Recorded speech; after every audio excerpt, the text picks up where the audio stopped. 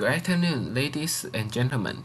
I'm Yu-Chen Yang, and my subject is preliminary outcome of enhancing transdermal delivery of autofluorescence nanoparticles, assisted of picosecond laser and fractional CO2 laser.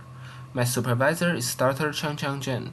We are from China Medical University, and this is our team members. First, I would like to introduce the CO2 fractional laser used in this experiment. The CO2 fractional laser creates microablative channels. Numerous studies have confirmed that the CO2 fractional laser can enhance drug penetration, but it also causes side effects such as inflammation. In this experiment, we aim to observe how drugs carried by autofluorescence nanoparticles distribute on skin pre-treated with the CO2 laser. The image below was taken immediately after the laser treatment using optical coherence tomography, which is OCT, demonstrating that the CO2 laser indeed created microablative channels. These microablative channels are marked in red in the image. Next, I will introduce the picosecond laser.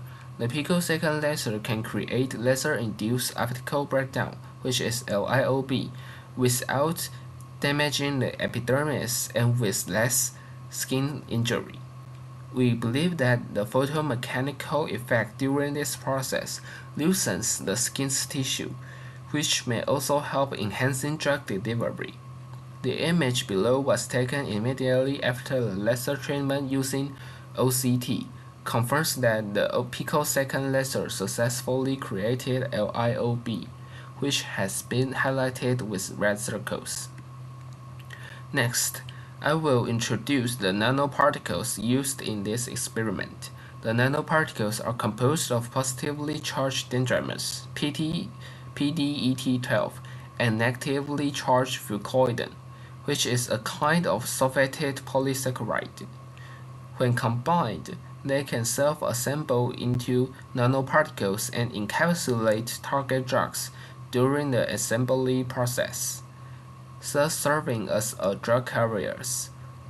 These particles are formed by fucoidan encapsulating PD12, with PDET12 exhibiting autofluorescence. In this experiment, we aim to use lasers to help these nanoparticles penetrate the skin and observe their distribution using fluorescence. The image below is a schematic representation of nanoparticles encapsulating chlorine E6 and catalase.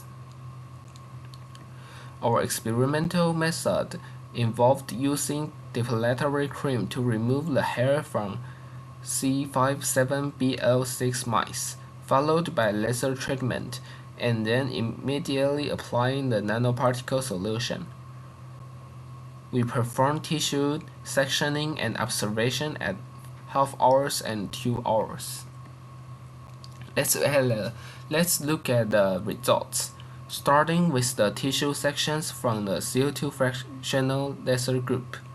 In the left image, which represents the half-hour section, a significant amount of fluorescence is already visible within the microablative channels, but fluorescence is not evident outside of the channels.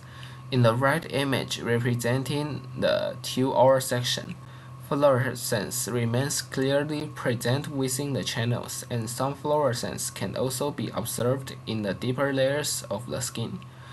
Around the channels, we observed a darkened area, indicating that the nanoparticles were unable to diffuse into the surrounding superficial regions from the microablative channels.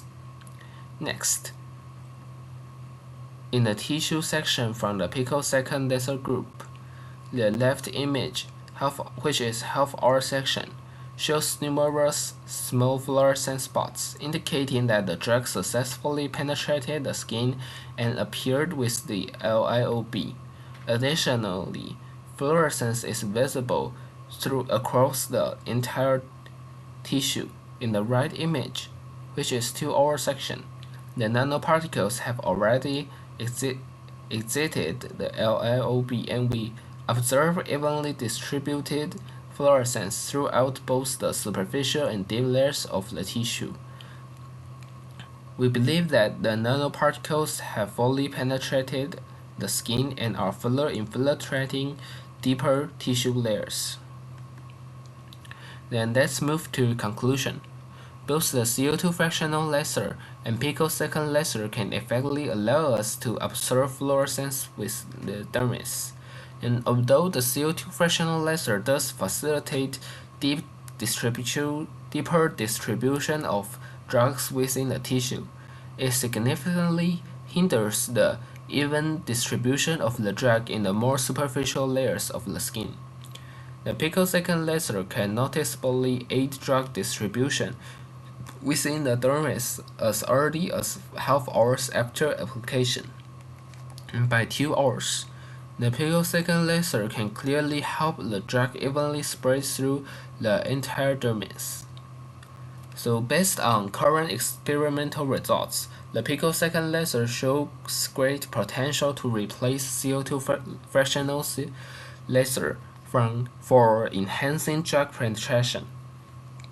Moreover, the picosecond laser has fewer side effects and additionally benefits, such as promoting collagen regeneration, reducing inflammation, and aiding wound healing. This suggests it could achieve better therapeutic effects when combined with various drugs. And this is my conferences. Thanks for your listening.